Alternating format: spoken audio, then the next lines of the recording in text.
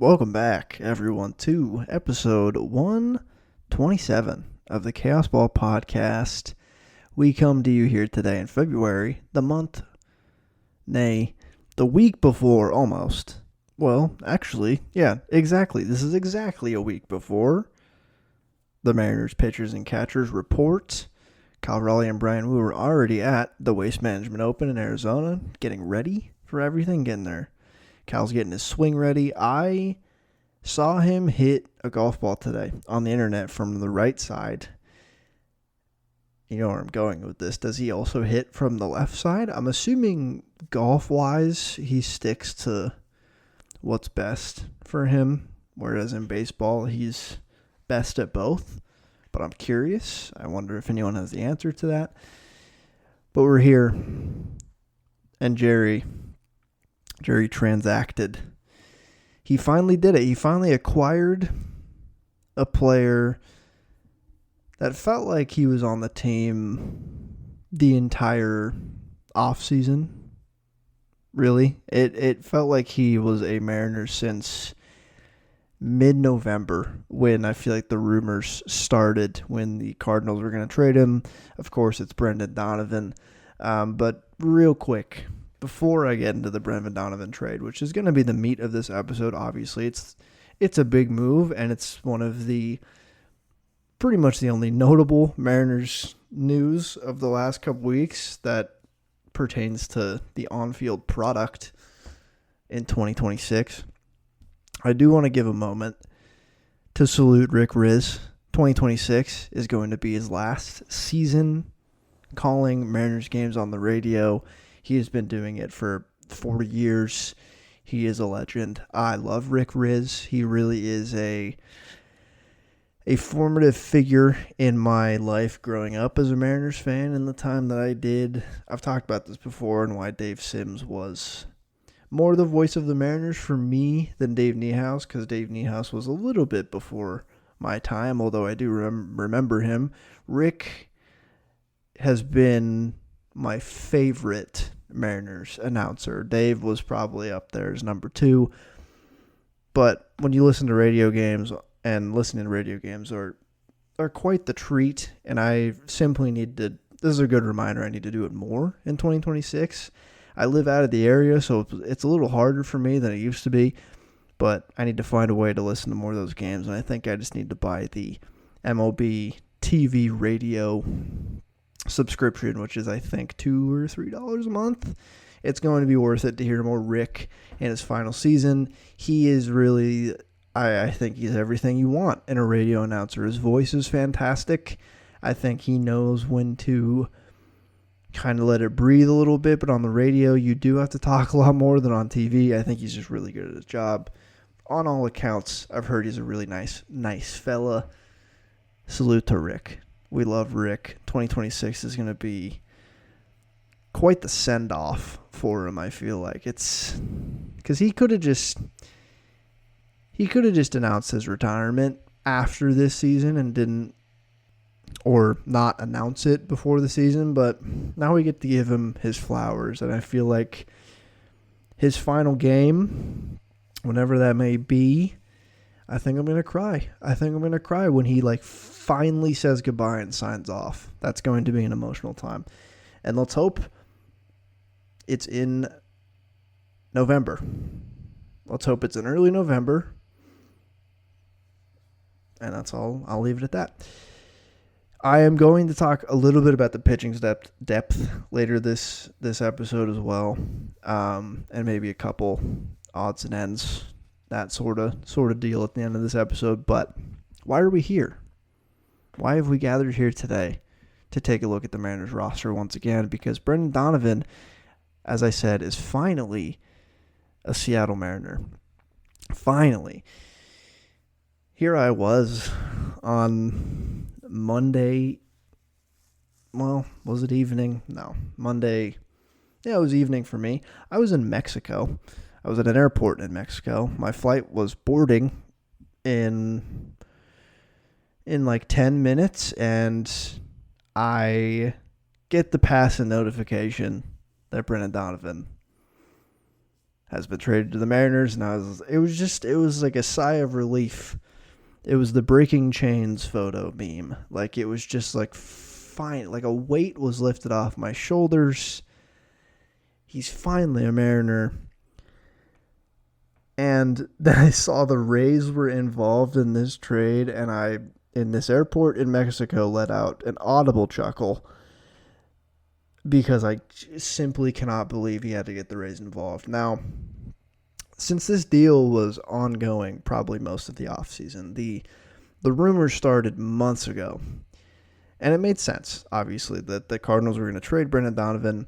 The Cardinals had a high asking price. There was a lot of back and forth, I feel like, in and around the winter meetings, right after the winter meetings. And then there was just a lull for a while, it felt like. There was no news. I think talks probably just stalled. Chaim and Jerry took a beat.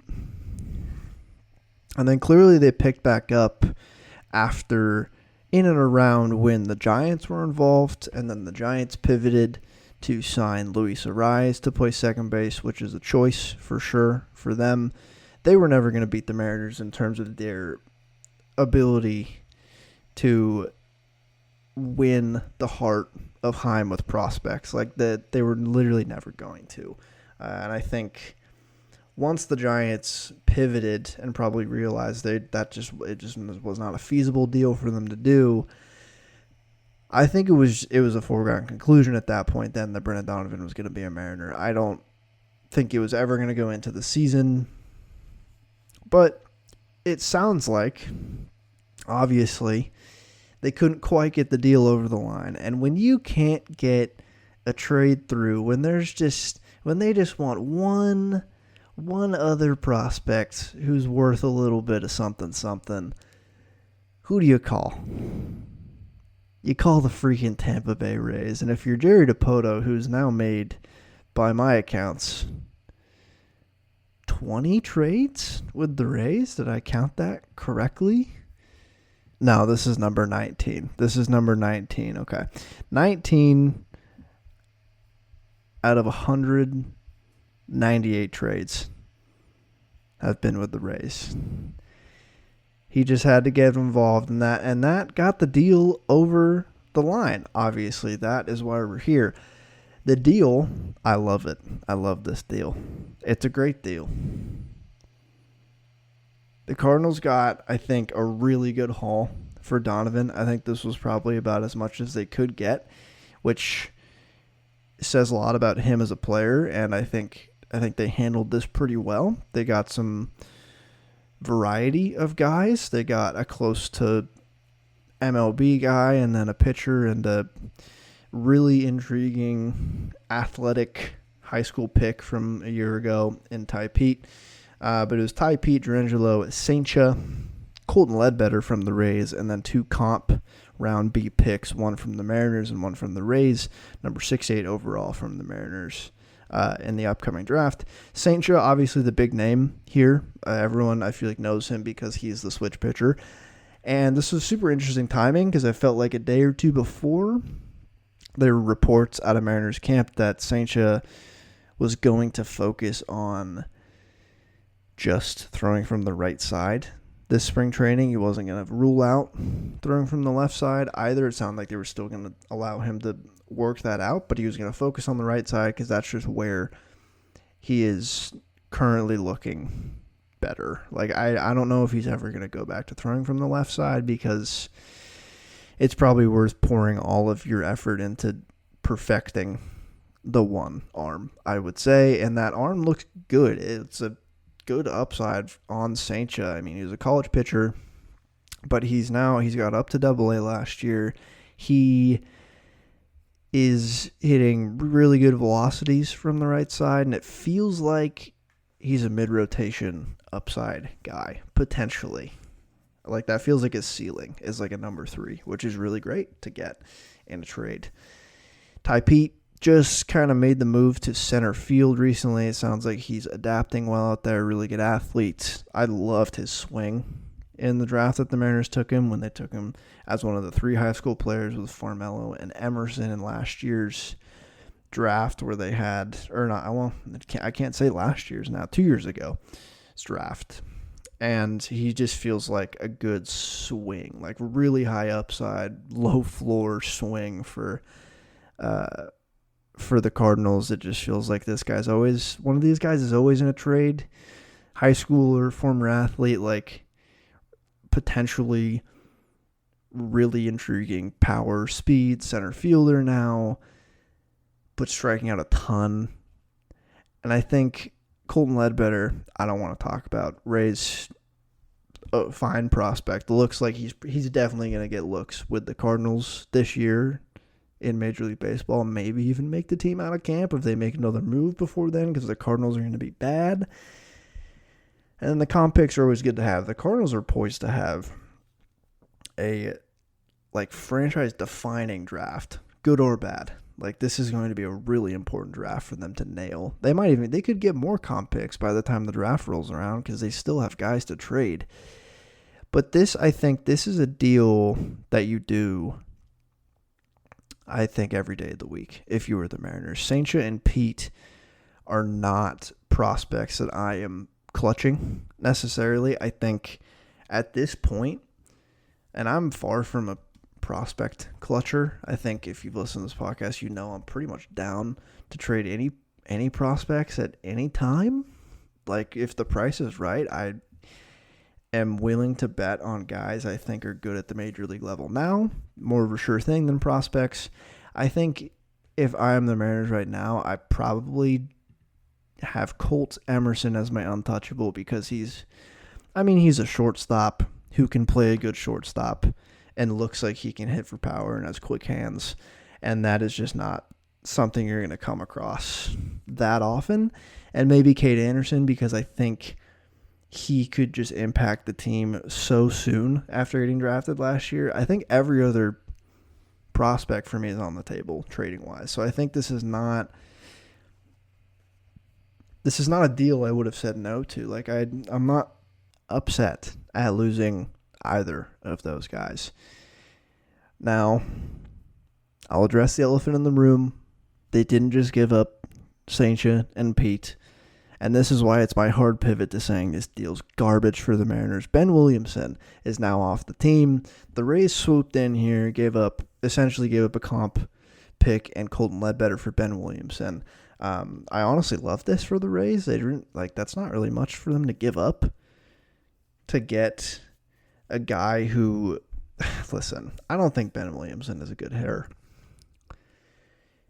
You know my thoughts on Ben Williamson if you listen to this podcast. I think the discourse around him got so incredibly weird last year. He's not a very complicated player, and I don't understand why on either end of the spectrum people hated him or loved him and really went to bat for either one of those sides. And he's not a complicated player. We see players like this all the time. He looks like a really, really good fielder, truly a Gold Glove caliber, day in, day out third baseman, which is awesome to watch. And a guy who has good contact ability at the plate, but just cannot, he can't hit for power. And I don't know if he's going to be able to get on base enough to ever be an above average hitter in Major League Baseball. It's not that complicated. There is a decent player in there. And I think the Rays said they already are going to try to play him at third, shortstop, and second, which makes sense. I think a utility role for him is mainly a defense guy who can not strike out a ton despite really not impacting the ball. That is a fairly valuable player to have as the 25th or 6th man on your roster. And he would have been for the Mariners. A guy like that could put up 2 to 3 Baseball Reference WAR because they value defense a lot in year out just by playing awesome defense and not completely being sucking at the plate. If he's just a 80 WRC plus guy who plays incredible defense and runs the bases fine, that is a player that could stick in Major League Baseball for a little while. He's not ever going to be Like, he's not even going to make or break your season. So I like this for the Rays. They got into this trade. They got out a guy who's going to provide them some utility. I'm so glad he's not on the Mariners, so we don't have to keep having conversations about him, truthfully. I hope he's good for the Rays. I hope he learns how to pull the baseball in the air significantly and hits 30 home runs a year and wins the MVP. That would be amazing. But I had really not resigned myself. I had really just gotten comfortable with him being on the Mariners next year or this season. I gotta say this year and this season. It's 2026. Because like everything I just said, I think there is some utility in having a player like him. I was not thrilled with his role on the Mariners next year, which was going to be potentially winning the third base position on opening day or for opening day, or being like a full-on platoon guy with Cole Emerson or something. I was not thrilled with that. I would have liked him as the last guy on the bench who can play great defense, come in late games, anchor the left side of the infields, backup shortstop even if he's going to be that good with the glove. But not sad to see him go. Now, what did they get in Brendan Donovan? We've talked about Brendan Donovan on the show. I feel like he's been on the team this entire time. He makes so much sense for where they're at right now as a team. Like, the lineup is likely set. I think we kind of know exactly what this team is going to look like going into the season. Obviously, barring any injuries, I think I really like where this lineup is at, and I'm going to focus on that specifically right now because I'm not thrilled with the bullpen, but we'll get into that later. I love where this lineup is at. I think Donovan is going to lead off against right-handed pitching and probably be in the mix against lefties. I don't know if he'd lead off, and I don't think he's not going to be a platoon guy. You don't acquire a guy you don't make that trade for a platoon guy, but he's going to be an everyday player, probably gets a rest here and there against lefties, but he will be an everyday player. He's going to lead off against right-handed pitching. I'm intrigued to see if they just say, screw it, he's going to lead off against both, because he's a tremendous on-base guy. I think with Williamson gone now, too, I think he's going to be the opening day third baseman. Like, I'm assuming we're going to see him mostly at third base to start the year, but that could prove wrong. It just kind of depends on spring training now. And he's going to probably play the corner outfield a few times this season too, just with how once you get into the middle of summer and injuries happen and rest days are needed, he'll probably end up in a corner at some point. But I love this move because of how not confident it makes me on where he's going to play, because that is the luxury of acquiring him. He is defensively versatile. He's not amazing defensively, but he can play the positions they need, which is second base and third base. Like, that is where this depth chart was lacking. And he brings just another element into the fold for this lineup. Like, I talked about his abilities on here before. Like I said, he's an incredibly steady ball player, first of all. Like, he's not a shining star on the field, but the versatility, incredibly helpful to have. His ability at the plate is just so consistent and well polished. Like, he's just a good hitter. Like, just a very good hitter through and through. Doesn't strike out much. Gets on base a ton, hits for a fine amount of power to complement the on-base ability. Like, when you look at it and you see the home run numbers in modern baseball, the alarm bells go off a little bit. However, there's enough power in here where he hits a decent amount of doubles to go along with his on-base ability. Like, his career slugging percentage is .411, which is not awesome, but it's not garbage. His career on-base percentage is .361. That is one of the, pretty much every season has been one of the 5 to 10 best on-base players in baseball. Not like the best base runner, not going to give you a ton of utility there. But again, he adds to the Josh Naylor type of like dimension this lineup needs in terms of a low K contact guy who's hard to pitch to, and it's so nice to have that around Julio and Cal. Like, this is obviously a floor raiser for this team because the offense is going to flow through Cal and Julio when they're humming. Those are your two guys with MVP ceiling, not only because what they do in the field, but at the plate, they're game changers, right? Those are guys who you need on your baseball team to win the World Series. You need guys who can win the MVP or just place in like the top 5 of MVP. Like, every World Series winner pretty much has one of these guys, and they have 2.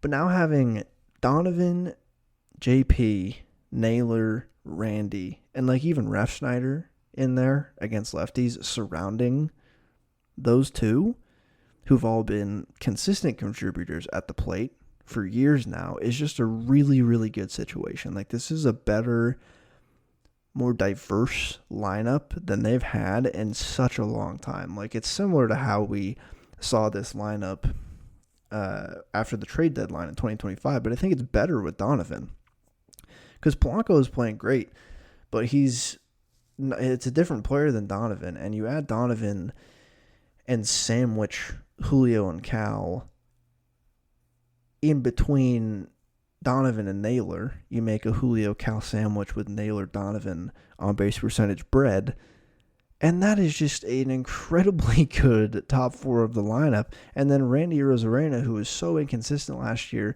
but you know how good he can be, and on the whole he had a good year last year. It's just a good lineup, man. Like, it just is. Like, where does roster resource have this lineup right now? And this is against right-handed pitching. Donovan, Cal, Julio, Naylor, Randy, and then Canzone, JP.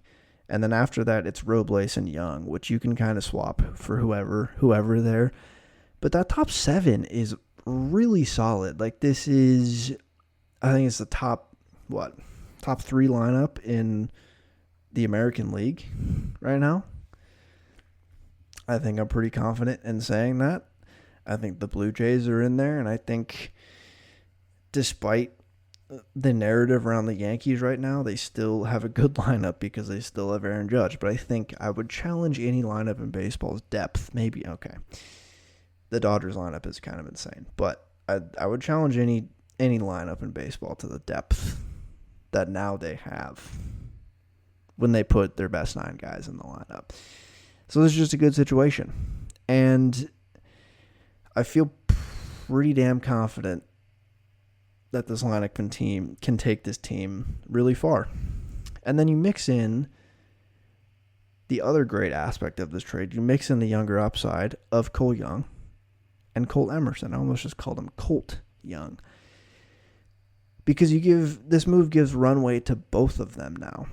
Like, this is such a nicely fitting move because now you give Cole Young and Colt Emerson the opportunity to battle it out in spring training, not even for the same position. You have Brendan Donovan poised to play third base or second base. And no matter what happens, he's going to be in the lineup. So you just give Cole Young and Colt an opportunity to show you something in spring training. And if Cole Young looks like he's made improvements since his short stint in Major League Baseball last season, and you feel confident in him, you start him at second base on opening day and Brendan Donovan plays third. And if Cole Emerson blows you away, then vice versa. Cole Young probably on the bench, and Brendan Donovan plays second on opening day, and Colt Emerson plays third base on opening day. I think this move is so good for that reason. Like, if Colt's making the opening day roster, it looks a little less likely than it did before, I would say, because before it was like he's battling Ben Williamson for third base or Cole Young for second base. And now he has like a legitimately great major league player in front of him in Brendan Donovan, but there's still an opportunity. Like, again, if Young flounders at second base, even if they just run with, we're going to stick you, hey, Colt, we're going to stick you in AAA to start the season. We don't want to rush you. Cole Young looks good in spring training, but if he starts floundering at the start of the season at second base and Colt is lighting up the PCL, again, very easy to shift the lineup around to accommodate Colton Emerson getting a call up. I think what this move does do is, right field isn't like totally settled. I feel like this does kind of push Luke Raley out of the fold right now because, I don't know, it depends on spring training, but Canzone earned that job last year. He filled the hole when Victor Robles got hurt, and then Luke Raley was hurt and also not good. He filled that hole really well in right field. He did not have a good showing in the playoffs, but we can move on and forget about that for right now. And he's like a backup first baseman, but Naylor is also a lefty, so that's not incredibly helpful unless an injury happens. When Cal's not catching, he's going to be DHing a lot, so that gives less reps at everyone for everyone at DH. Like, Robles will hit in right field when a lefty's on the mound and when they need defense, and Canzone will DH and probably play a good amount of right field against right-handed pitching because he earned that job. So Luke Raley's kind of the odd man out. I'm surprised he wasn't tossed into this trade. I don't think it's bad to have him on the roster because they don't have a tremendous amount of outfield depth in the high minors, but I don't think that Luke Raley is going to be particularly happy to just be a guy who's bouncing up from AAA to the major leagues. Now, he's going to have to deal with that. He's a professional. He's on a contract. But you look at who they have in AAA, and it's like Ryland Thomas, Spencer Packard, who I've talked about being a little bit interested in, Victor Labrada, who's down there, Sammy Ciani, actually, who they signed as a free agent this season, who is at least a little bit interesting. But that's kind of it at the high minors. Like, Laz Montez is not close yet to the big leagues. Like, Jared Sundstrom's still probably in AA. Farmelo's not making the big leagues in 2026 unless he is an absolutely insane person. So I think having him on the roster is good. I just feel like it really does make him kind of the odd man out on this bench. He's a little redundant with what Dominic Canzone does, and if Dominic Canzone just does it better, I don't know. I expected Raley to be in a deal like this, just as like another player. Like, instead of Colton Ledbetter, you get Luke Raley, but I understand why the Cardinals wanted to bet on a prospect versus what Luke Raley has shown you the last 2 seasons. His 2024 was great, though. Last year was just bad. Like, he hurt and bad. Just a tough combo. But that's it pretty much for my thoughts on the trade. Now, there's not much else to say about the roster construction because we need to just go into spring training and see what happens. Like, it's going to be legitimately very fun to watch the battle between Cole Young and Colt Emerson. I don't think we have been as excited about a prospect as Colt Emerson since Julio and Jared Kelenic, basically, in 2022. And Colt Emerson is a little bit different because I feel like there's just extra panache talking about a shortstop prospect who could be as good as Colt Emerson could be. But I do want to talk about another elephant in the room, and it's J.P. Crawford.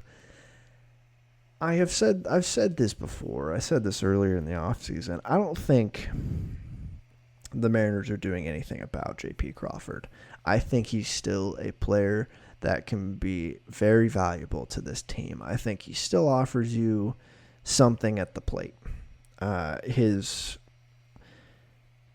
on-base ability and just general sense of the zone is and has been one of the best in Major League Baseball for years now. It's just him in the field that is just not good anymore. Was it ever good?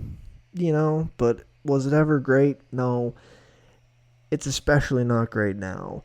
He is making like $9 million this year. Like, they're not going to trade him. I think people at the start of the offseason were like, yeah, just trade JP, and I pissed all over that idea because it doesn't make sense. But I think there's going to be a legitimate conversation. Let's just, like, even if Cole Young's not good, Cole Young doesn't have to be good in this scenario. If Cole Emerson is ready, and the Mariners are going to give him all opportunity to make the team out of camp, if he's ready, when or do the Mariners ever even talk to JP about moving to second base? Like, it would obviously make sense. Getting him off short, I just don't think he's good for that position anymore. Second base would make more sense. He'd probably be fine at second base. Colt Emerson looks like he's going to actually be a pretty damn good shortstop defender. He's improved a lot at that position. It is a logical question for us as fans and the front office and coaching staff to ponder. Like, is the team better off with JP moving off of short and playing second base, staying in the lineup, but allowing Colt Emerson to play shortstop? That gives them a better defense. Now, the offense is up in the air for Colt Emerson. Still, any prospect's offense is up in the air. Hitting is really hard. But, I mean, there's a good argument to be made that JP moving to second and Colt playing shortstop would help this team a lot. Like, going from a bad shortstop defender to even an average shortstop defender, it can make a huge difference in the pitching staff. A huge confidence boost in the pitching staff and just an analytical advantage to your team. So I think that's a legit conversation. Where it stops for me is, like, I just don't think they mess with JP. He's got 1 year left on his deal. He is a leader in the clubhouse. He's been the shortstop for 6 years now? 7 years? 7 years. I don't think you or they are going to mess with them. Like, I wouldn't. This is something I would do if I was playing out of the park baseball, Like, last year, I would have probably moved JP to second base in out of the park baseball because it's really easy to do that when you're playing on a computer and their emotions don't matter. But I think at this point, he's in year 8, 9 of his major league career. He's been a shortstop. I think you just let him ride it out as a shortstop, despite it not being great. Now, does that preclude them from, if Colt Emerson is in the big leagues, which he will be this season, like late game substitution? Colt Emerson swap for JP Crawford for better defense? I think that's on the table. Does that hurt JP's ego? Maybe it would a little bit. Should they care about that? Probably not. That seems inconsequential to, like, harming the locker room. Full on replacing him at shortstop, getting him off the position, yeah, I think that genuinely actually would do something negative, despite the positive on-field result that would cause. So I still am just kind of in the camp nothing is going to happen. And if Colt wins the job, or wins a job, it's going to be mainly at third base or even second base. Like, if they just feel comfortable with Donovan over there at third, and Cole Young can take a back seat. I think JP's at short until the end of the season, or until if he gets hurt. I just think that's the way it's going to be. I'm excited about this lineup. But moving on from the lineup, let's talk about the pitching staff really quickly. Logan Evans got Tommy John. That sucks. Logan Evans was like the de facto 6th starter, which, I mean, listen, that's not amazing, but at full strength, this pitching staff can be very good and has been very durable in the past. They weren't last season, but durability is never something you can count on, so having any amount of depth is helpful.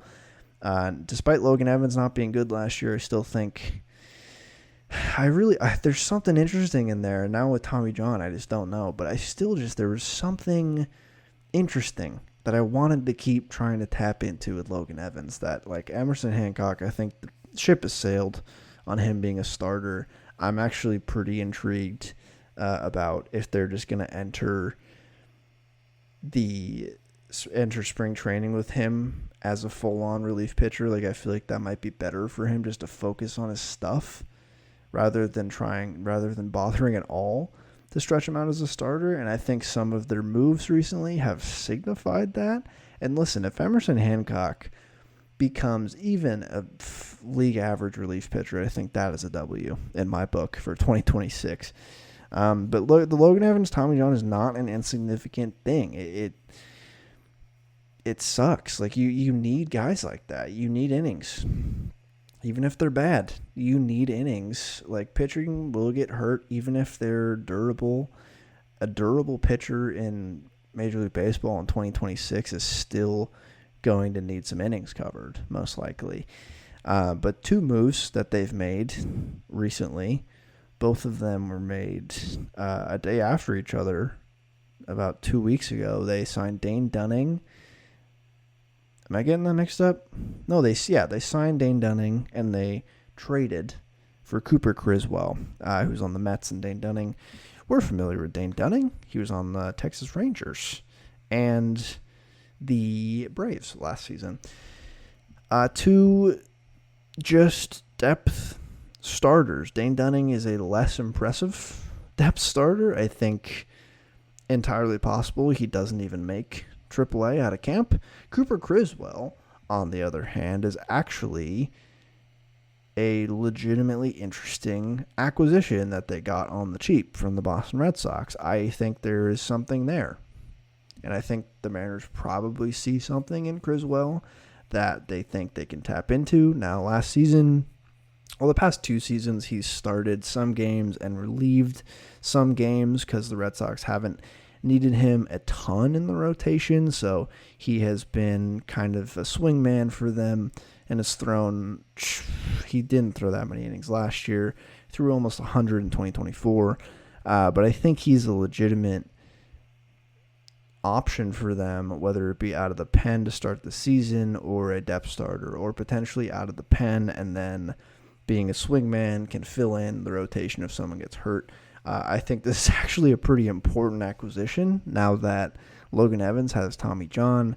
It's not a sexy acquisition, but it's dire, this pitching staff's depth. You look at the staff 1 through 5, Wu, Gilbert, Castillo, Gerby. Oh my God. Oh, are we going to call him? Oh, I'm going to call him Gerby from now on. Sorry in advance for calling him Gerby all season. And Bryce Miller. And that is great.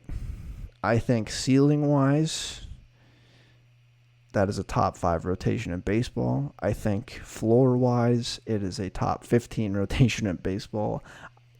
Even last season, with how injured they were, it's still pretty much evened out to them being mediocre and average. So I think they're in a good spot there again, but pitching is it's like a baby bird's wings. It's just so fragile.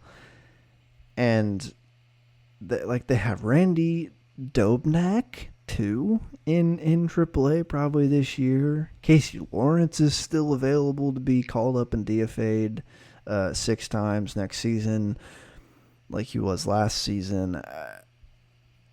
I think we're going to end up seeing a lot of Cooper Criswell this year. And now Roster Resource on Fangraphs has Cooper Criswell as a relief pitcher.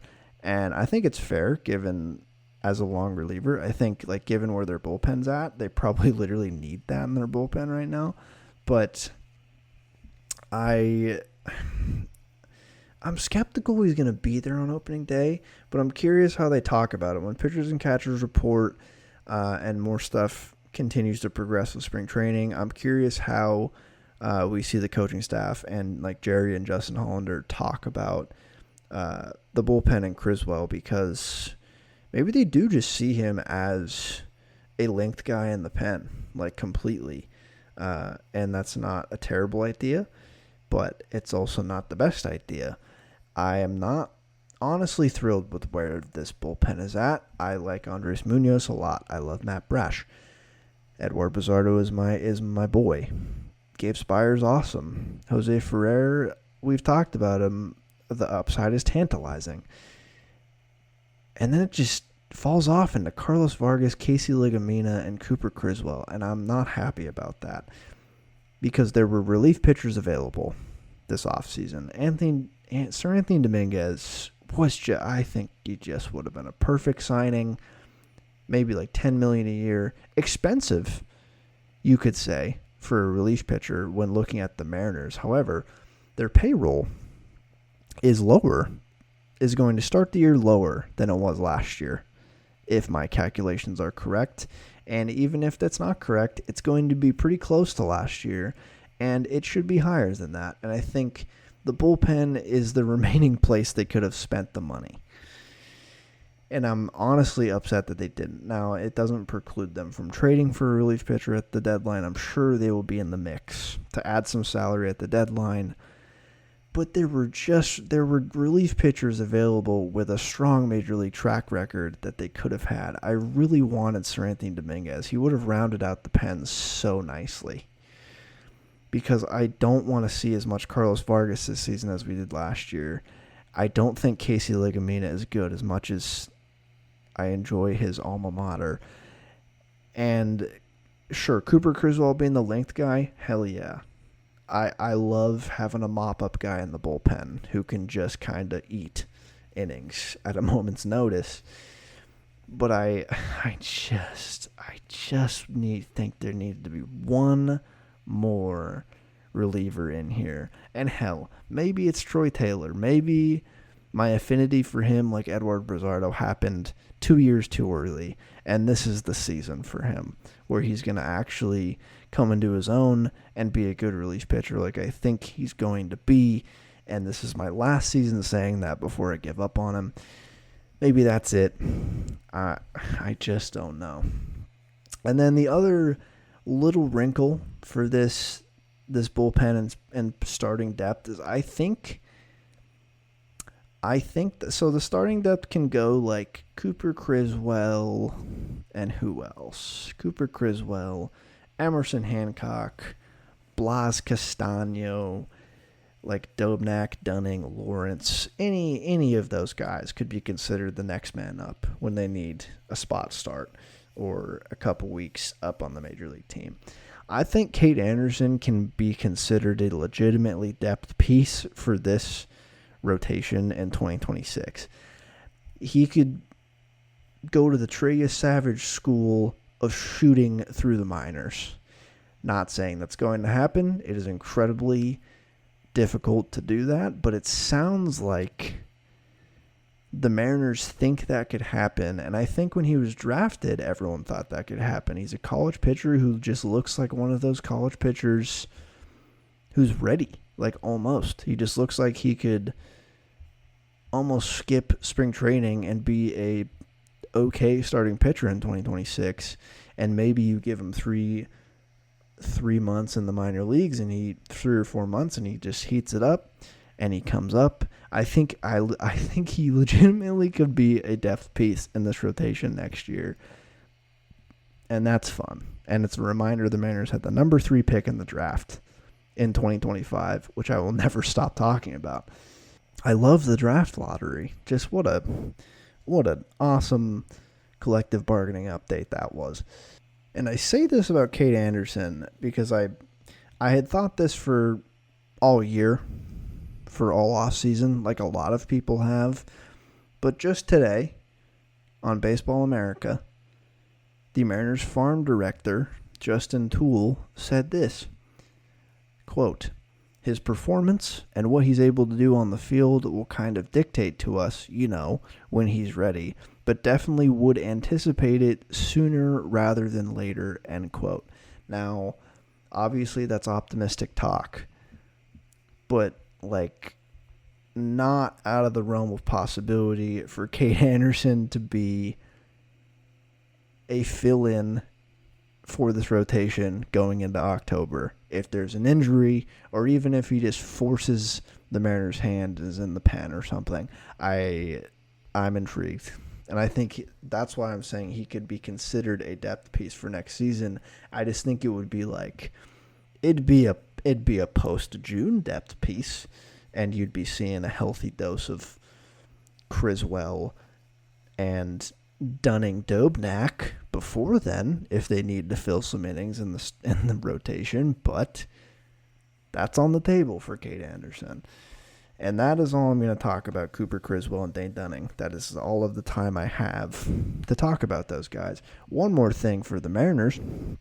The Sunday Creams.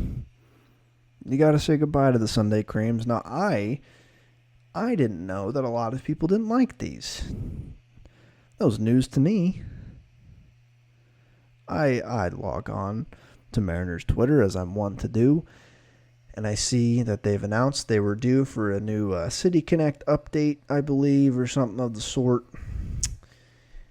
And they are wearing their Negro League jerseys, the Seattle Steelheads jerseys, which I like. I love the simplicity of them. I love a simplistic baseball jersey that gets mixed in with, cooler jerseys in the lineup. But and they're pledging $500,000 to, local black-led baseball and softball initiatives. I think it's very cool. I think a very Seattle Mariners thing for them to do. I do really love this. And the Steelheads jersey, as I've said, is cool. I want to get one of the hats that's just the S, the black S. But this means the Sunday Creams, which have been around for quite some time now, are gone. And I want to salute to the Sunday Creams. It's one of the only jerseys I own. I don't own a ton of jerseys because they're very expensive, and I didn't even buy that one. I think I got it as a gift in high school, which shows you that they've been around for a little bit. And there's no name on the back, but I love those jerseys. I just think they're so good. But a lot of people were like, "Oh, finally, they're getting rid of those." I think all of you are gonna miss them. Maybe not this season, but next season you're gonna miss seeing the Creams on Sunday, because they look so nice on a warm summer Sunday in Seattle. They just are. I just really love them. But it was to my shock that a lot of people didn't share my opinion, which is fine. You're allowed to have that opinion. It's wrong that you don't like an objectively good-looking jersey, but fine. No, but the Steelheads one is cool. I think the initiative is great. Like, the meaning behind it is very cool. And it'll be fun to see them playing in those more often. I think seeing teams play in old school baseball jerseys is very cool because of just how simplistic they are. And me, if you know me, I'm very into Negro League history.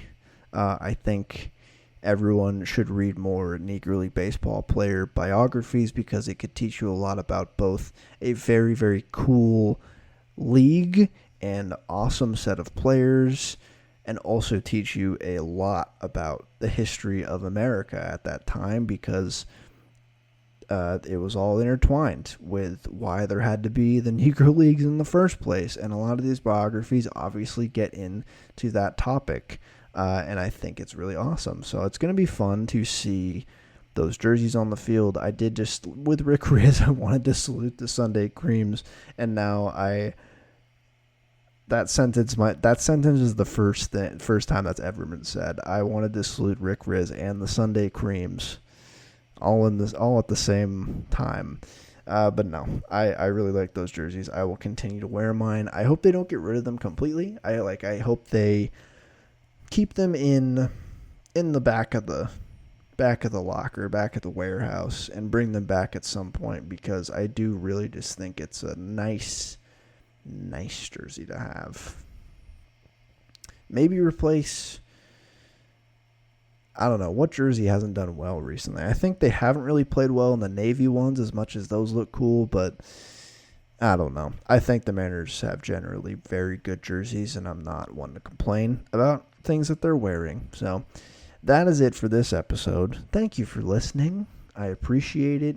Brendan Donovan's a Mariner finally.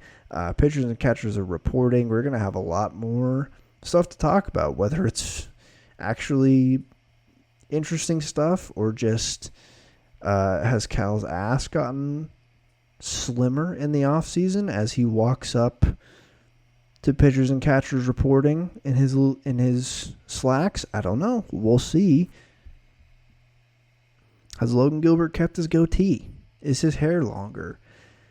Does George Kirby look the exact same like he does every single year heading into spring training? We'll find out soon. But no, I appreciate you listening. I hope you have a great rest of your week.